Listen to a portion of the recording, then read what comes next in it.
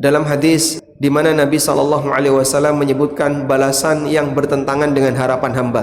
Nabi SAW menyebutkan, "Man kanatid dunya hammahu." Barang siapa yang dunia menjadi cita-cita terbesarnya, Allah akan berikan 3 balasan yang menunjukkan kehinaan orang ini.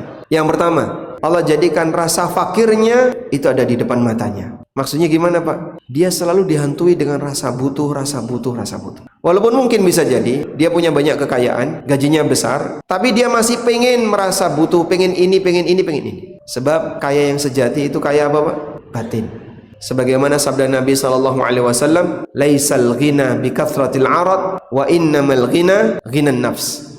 Hakikat dari kaya bukan kaya kekayaan, kaya materi, tapi kaya yang sejati adalah ketika hati seseorang tidak merasa butuh dengan apa yang bukan dia miliki. Sehingga Nabi SAW menyebutkan, hukuman pertama ketika orang itu terlalu berobsesi dengan dunia, ja'alallahu faqrahu baina 'ainai. Allah jadikan rasa fakirnya ada di depan matanya. Dia selalu merasa butuh, walaupun dia sudah punya A, dia sudah punya B, dia sudah punya C, tapi selalu merasa butuh. Itulah orang yang fakir sejatinya. Kita banyak menjumpai misalnya siapapun dia, baik pejabat maupun rakyat, yang sebenarnya dia sudah punya banyak hal, kebutuhannya sudah terpenuhi dengan materi yang dia miliki, tapi masih suka mengambil harta haram. Ini kan peluang. Kalau aku nggak ngambil, diambil oleh orang lain.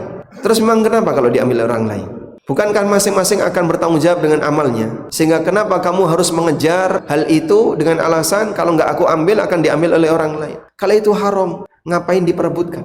Sehingga kalau orang lain mau ngambil, ya terserah dia. Namun kita sebagai muslim diberi panduan. Di saat kau jadikan itu sebagai obsesi terbesarmu, Allah Subhanahu wa ta'ala akan jadikan kau selalu fakir, selalu merasa butuh walaupun hartamu banyak. Yang kedua, wa farraqa alaihi syamlah. Allah akan cerai-beraikan urusannya. Ketika urusannya dibuat cerai-berai oleh Allah, maka dimanapun dia berada selalu punya masalah. Walaupun mungkin fasilitasnya banyak. Di sini dia punya masalah, di sini dia punya masalah, di sini dia punya masalah. Sehingga dia ketika mencari dunia itu sama dengan ngumpulin musuh. Di sini dia punya musuh, di kantor dia punya musuh, di lingkungan masyarakat dia punya musuh, di tempat kerja dia punya musuh, dimanapun dia punya masalah. Kira-kira bagaimana mungkin orang bisa hidup nyaman kalau di mana-mana dia punya masalah?